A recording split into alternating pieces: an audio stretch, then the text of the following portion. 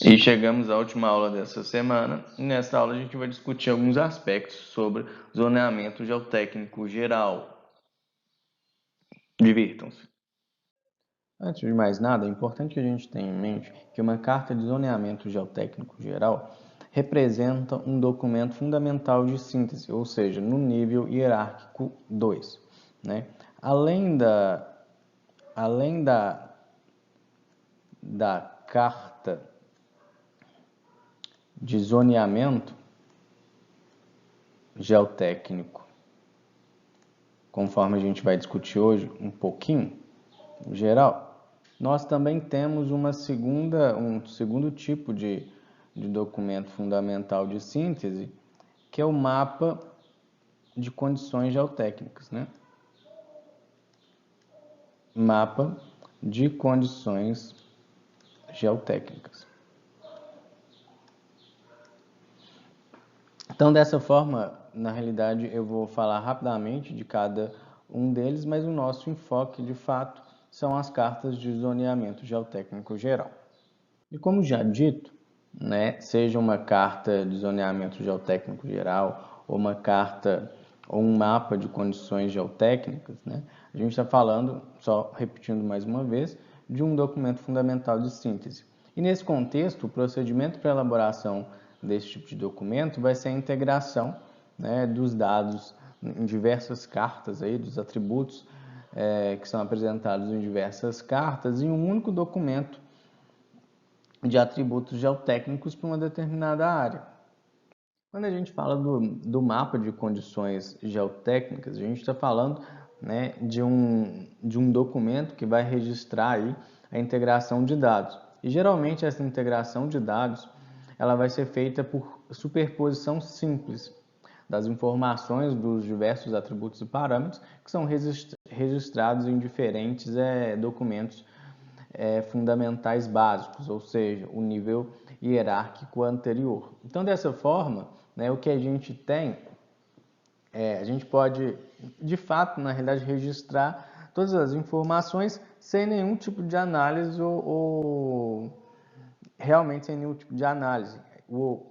Essa informação que a gente, essa figura, né, esse mapa que a gente vê aqui como exemplo, é um mapa de Zucchetti 2004, na realidade que ele mostra, né, um mapa de condições gerais da reunião de Cordic, e que ele representa as informações relacionadas ao substrato rochoso, né, que são informações muito importantes, e também algumas informações relacionadas ao mapa de inventário, como informações locais de escorregamentos estáveis, escorregamentos ativos, fluxos de terra, enfim, né, paredes com outras cicatrizes, ocorrência de blocos, e também não deixa de colocar aí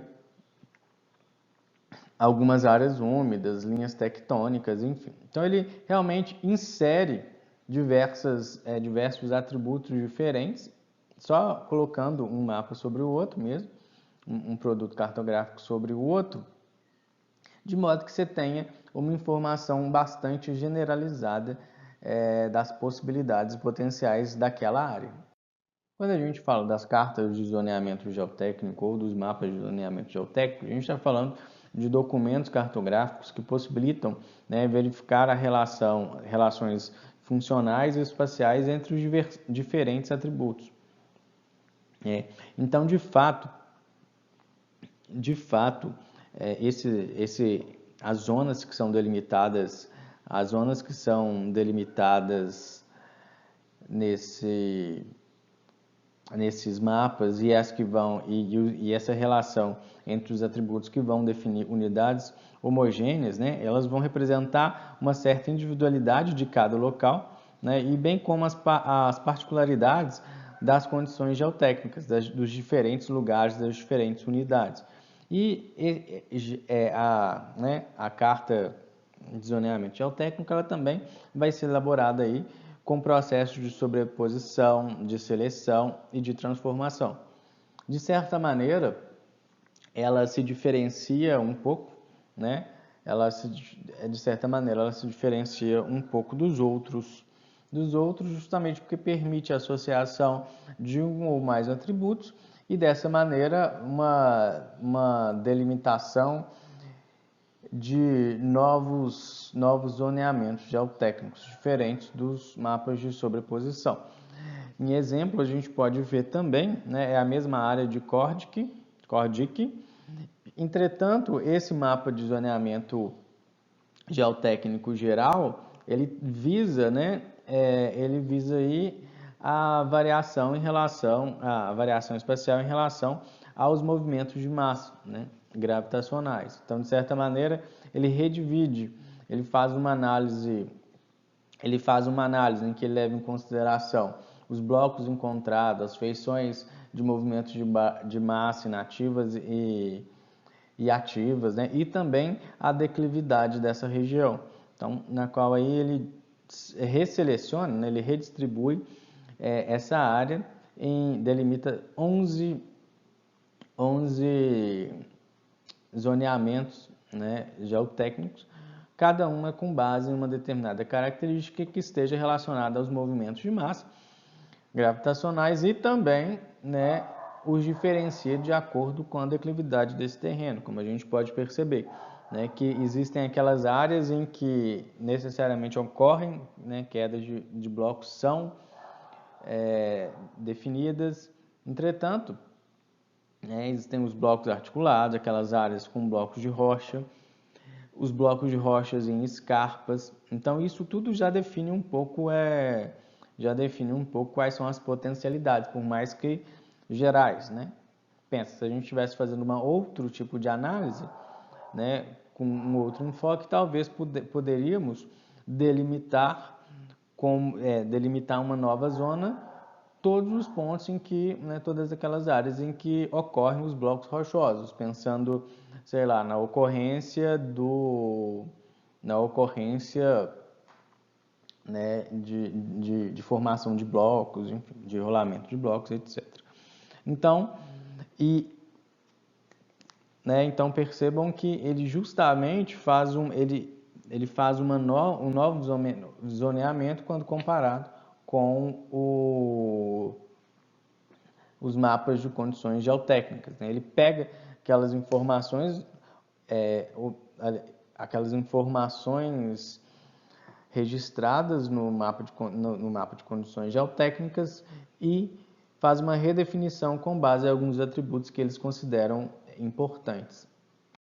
Aqui eu coloco os dois mapas, né, o mapa de zoneamento e o mapa de condições geotécnicas, justamente porque a gente tenha uma noção da diferença entre os dois produtos, embora sejam produtos, sejam documentos fundamentais de síntese que cabem no nível hierárquico 2 aí, conforme proposto por Zucchet 93.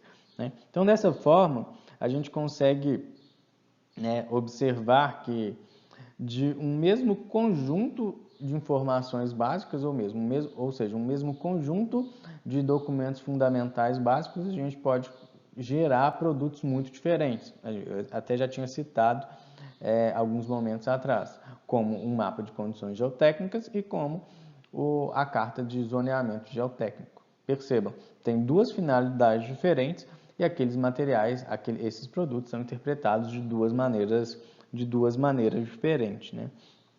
E percebam, sobretudo, a diferença entre eles, que há uma diferença na delimitação das zonas, justamente que são diferentes, sobretudo quando a gente analisa as litologias variadas, né, os tipos de movimentos gravitacionais e os tipos de relevo, né? Então aqui mesmo é só para uma comparação entre os dois produtos mais importantes aí, né, os dois documentos fundamentais de síntese.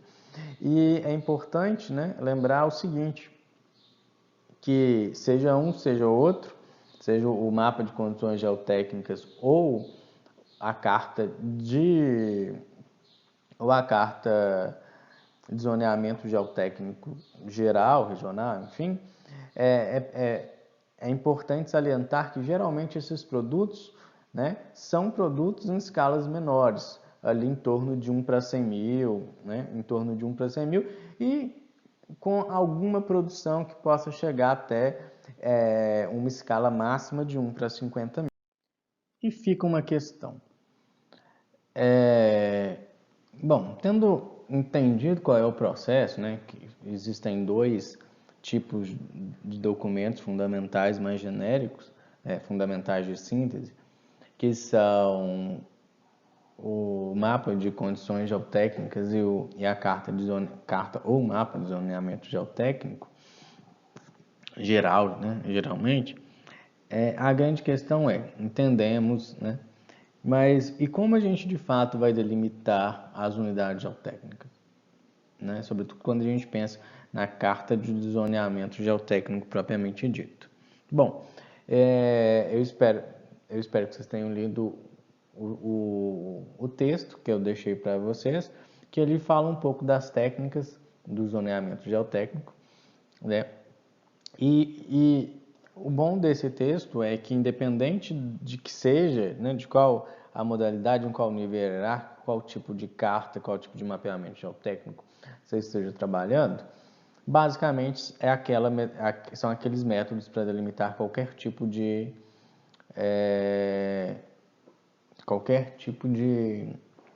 zoneamento geotécnico. Bom, então, mas o que é possível ser dito, né, é que o documento final que a gente vai gerar aqui numa carta de zoneamento geotécnico, ele vai ser obtido por diversos processos de seleção, de superposição, de transformações. Lembrando que a superposição, né? Lembrando que a superposição é um dos primeiros métodos para delimitação, né? Superposição simples. Um dos métodos de deliminação do zoneamento, e é o mais usado, né? É mais simples, é mais fácil de se utilizar também por meios fáceis, mesmo envolvendo métodos computacionais, né? E, de fato, ele vai ser o processo, né, de superposição simples, é o processo mais comum e que vai acontecer na maioria dos trabalhos. Atualmente, a gente com a evolução dos sistemas GIS, enfim, né, e de programas de computador, a gente também consegue ver que tem aumentado a utilização, né, de árvores lógicas, de hierarquização, né, e nessas questões de hierarquização, a gente vai ter a questão de colocar pesos variáveis de acordo com o elemento à medida em que se considera que um atributo é mais importante do que outro para determinado tipo de processo. E quando a gente fala da superposição simples, esses atributos eles têm todos pesos iguais. Então, na realidade, né, ele vai representar uma somatória de informações contidas nessas unidades. E sempre lembrando que elas terão um peso igual. E quando a gente pensa, né, que para a geração desses documentos, além de processo de superposição, seja qual for, né, a gente também vai trabalhar com a questão da seleção e justamente, né, para a gente selecionar os atributos,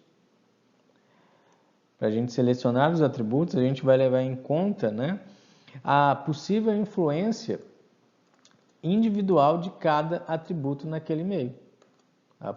Então, e para isso que vai haver seleção. Então, vocês podem procurar e vocês vão ver na literatura existem diferentes produtos cartográficos e eu digo do ponto de vista do zoneamento da carta de zoneamento geotécnico, né? E consequentemente eles utilizarão atributos diferentes, justamente porque cada atributo vai ter um peso, vai ter uma influência diferente da outra, né?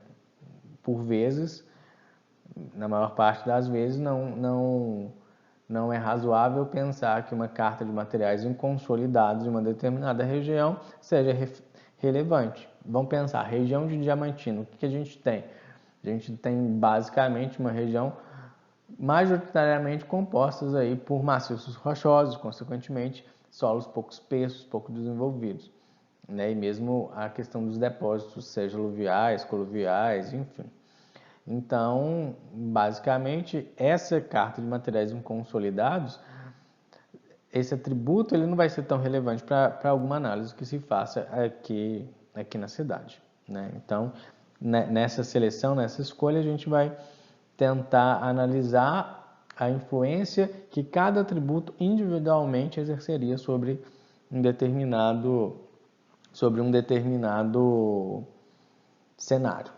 E só para a gente, né, fechar, que eu vou exemplificar agora algumas coisas, e para a gente fechar, justamente só relembrando em relação aos tipos de cartografia geotécnica, uma carta de zoneamento geotécnico, ou então uma carta ou um mapa de condições geotécnicas, eles podem ser considerados cartas geotécnicas clássicas, segundo o CER 1990, cartas geotécnicas convencionais, segundo o Bittar et al. 92, e também como cartas geotécnicas propriamente ditas, segundo Prandino et al. 95. Então, por mais que pareça que a gente está só introduzindo mais um tipo de informação e de conceito para confundir a cabeça de vocês, na realidade não, né? A ideia aqui é justamente apresentar os termos que são utilizados, as metodologias, lembrando, né, que a metodologia, se a gente pensar de Zucchetti, que é da Escola de Engenharia da USP, lá de Rio Claro, ela tem um viés muito, esse método tem um viés muito de gerar produtos de escalas menores. Então, de certa maneira, a maior parte desses produtos neste nível são baseados, nem que seja por partes, nesse método. Ok? Então, na realidade, não é. Eu só estou querendo correlacionar os termos para que quando vocês forem analisar e fazer alguma análise um pouco mais aprofundada, vocês consigam fazer as devidas correlações. Quando eu falava sobre os tipos de cartografia geotécnica, eu apresentei como exemplo e falei rapidamente sobre esse exemplo, né? Que é um mapa de unidades geotécnicas. Potencial de uso da região metropolitana. Bom, o limite da região metropolitana está em preto, né? O limite da região está em preto, é esse aqui. Então, aqui está a região metropolitana. Aqui o famoso, né, quadrilátero ferrífero. Aqui as rochas do complexo Belo Horizonte e também do complexo Caeté. Aqui rochas do supergrupo Espinhaço, chegando lá na região metropolitana, rochas do grupo Bambuí, né? E o que acontece? Esse mapa, embora eu esteja falando em termos das litologias, esse mapa é um mapa geotécnico, né? Um mapa de unidades geotécnicas. Está em escala de 1 para 100 mil e justamente, se a gente analisa, é um mapa de zoneamento geotécnico. Ok que a gente, a delimitação, o zoneamento se baseou muito nos contatos litológicos de fato, né? Entretanto, outras informações, não só litologia, foram utilizadas para chegar nesse zoneamento, né? Se a gente pensar, a informação básica, a informação crucial que serviu, né, para a elaboração desse mapa foi o mapa geológico. Mapa geológico ou de substrato rochoso. Ok. Um outro atributo e também associado à geologia foi as estruturas geológicas. Né? Foram as estruturas geológicas. Justamente se a gente pensar as estruturas que são comuns em rochas de complexos graniticnáticos são muito diferentes de estruturas comuns em rochas de complexos metavulcânicos e metasedimentares, e também são diferentes daquelas rochas, daqueles complexos, daquelas porções caracterizadas por rochas sedimentares. E um outro contexto, né, que também é importante, nesse caso, utilizou-se o mapa, utilizou-se a topografia e a declividade, né? Então, dessa forma, perceba o seguinte, olha, a unidade geotécnica são os granitos gnáceos, né? Em toda a porção, que é a porção rosa, a porção verde são os siltitos, enfim, e rochas metasedimentares finas. E em roxo mais escuro, que eu vou marcar aqui em branco, são formações ferríferas bandadas, ok? Em amarelo são rochas metamórficas folhadas, xistos, filitos e enlaranjado, né? Em rosa, que são essas, né? Em rosa eu falo aqui, são os dolomitos, que é a unidade geotécnica 5. A unidade geotécnica 6 são quartzitos. A unidade geotécnica 7 são rochas ultramáficas. A unidade geotécnica 8, que é um marronzinho bem raro por aqui, são coberturas detrito-lateríticas e depósitos aluvionários, né? Essa região aqui você vê muito mais para o lado ali de Sete Lagoas.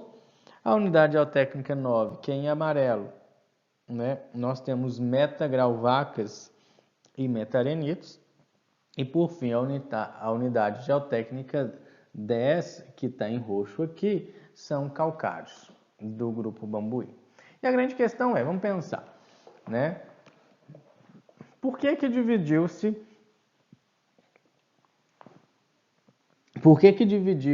Né? Separou em duas unidades geotécnicas diferentes, né? Os calcários, que estão aqui,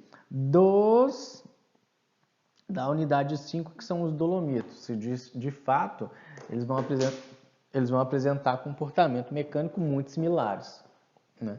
Baseado em quê? Nem foi uma questão de estrutura, mas baseado em topografia e declividade, né? Optou-se por deixar os calcários em roxo como unidade geotécnica 10, devido ao fato de que ali tem-se um terreno mais, né, com declividades mais suaves e também não é um terreno tão mais alto. Entretanto, quando a gente pensa, né, na unidade geotécnica 5, aqui nós temos, né, aqui nós temos uma rocha também com uma resistência mecânica muito, muito elevada. Entretanto, ela já se encontra mais fraturada e também associada a relevos muito íngremes, né? A se pensar relevos íngremes tais como da Serra do Curral, enfim, né? Então, por isso, percebam que para diferenciar dois materiais com um mesmo comportamento mecânico, mesma natureza, o que muda um pouco a composição, né? Nós optamos, nós não, porque não fui eu que fiz, optou-se ali por levar em considerações questão de posicionamento topográfico e declividade. Entretanto, quando a gente pensa, por que dividiu-se, né, metagrauwacas e metarenitos, que são os brancos, né, dos quartzitos de fato, que são os alaranjados, aí sim, né? Aí sim trata-se de uma questão litológica e de característica da própria rocha. Da gente pensar, tanto aqui que está na região já ali entrando para a Serra do Cipó e aqui, que são, né, muitos morros relacionados ao quadrilátero ferrífero, o comportamento desses dois materiais, por mais que eles sejam constituídos, apresentem características mecânicas semelhantes, né, o material oriundo de seu intemperismo é diferente, né? Se a gente pensar, olha a diferença dos quartzitos para uma metagrauvaca. Bom, o que é uma grauvaca? Grauvaca é é uma rocha sedimentar, né? É um tipo de arenito aí. Entretanto, eu tenho uma contribuição muito grande, uma contribuição muito grande de sedimentos mais finos, né? Como sedimentos mais finos, como argilas, enfim, siltos. Então perceba, olha a diferença do material e obviamente o comportamento mecânico desses materiais também vai se distinguir, né? Então a ideia não é falar necessariamente de de todas as unidades geotécnicas, mas é simplesmente deixar evidente, né, que embora pareça-se muito com o mapa geológico, de unidades geológicas, né? Ele é diferente. O próprio zoneamento é diferente, né? Aqui a gente tem na porção mais sudeste, a gente tem rochas metamórficas foliadas dos grupos, né, que compõem aí o quadrilátero ferrífero, os pergrupo-minas, enfim. Quando a gente trabalha nessa porção, né, mais a nordeste, o que a gente tem justamente são rochas metamórficas associadas aos pergrupo espinhaços, né? Da mesma maneira que aqui nós temos quartzitos relacionados aos pergrupo espinhaços e aqui quartzitos relacionados ao quadrilátero ferrífero, aos pergrupo minas e etc. Ok? Então a ideia justamente é essa, né? A partir de documentos básicos a gente conseguir delimitar materiais que terão comportamentos, neste caso, né, comportamentos semelhantes, baseados em estrutura, em geologia, né, na topografia, na declividade, em como esses cenários, o que esperar desses cenários, né? Justamente esse mapa, né, 1 para 100.000, ele também é muito delimitado por conta da escala, né, desses materiais, dos documentos fundamentais básicos, mas justamente ele vem como uma das ferramentas para subsidiar o planejamento na região metropolitana de Belo Horizonte. E ainda, né, além de se falar das unidades geotécnicas, eles fazem uma pequena avaliação em relação ao seu potencial de uso, como a gente pode ver aqui, né? Não teve um parâmetro muito bem estabelecido, mas a única coisa que essa questão do potencial de uso quer dizer né, se eu tenho um potencial de uso mais baixo, implica dizer que ele não é bom, não é muito bom para se instalar coisas, né, devido aos tipos de processos que podem acontecer. Se a gente tem um potencial de uso mais elevado, implica dizer, né, que a gente tem condições em que os processos geodinâmicos serão melhores, a instalação, né, e a evolução de obras também será mais bem fundamentada. Então a ideia geral realmente aqui a ideia é realmente mostrar o que uma carta, né, o que um mapa de zoneamento geotécnico geral ele quer mostrar, e justamente a ideia é dar uma informação mais generalizada. Percebam, existem alguns atributos que foram analisados e não foram colocados individualmente, mas a partir da sobreposição destes atributos foi possível, né, delimitar zoneamentos. E, consequentemente, né, com este mapa a gente consegue tirar informações gerais, né, geotécnicas ali, de um determinado terreno, inclusive pensando em quais tipos de processos, né, em quais tipos de problemas podem estar relacionados a ele. Acho que por essa semana já deu. Até mais.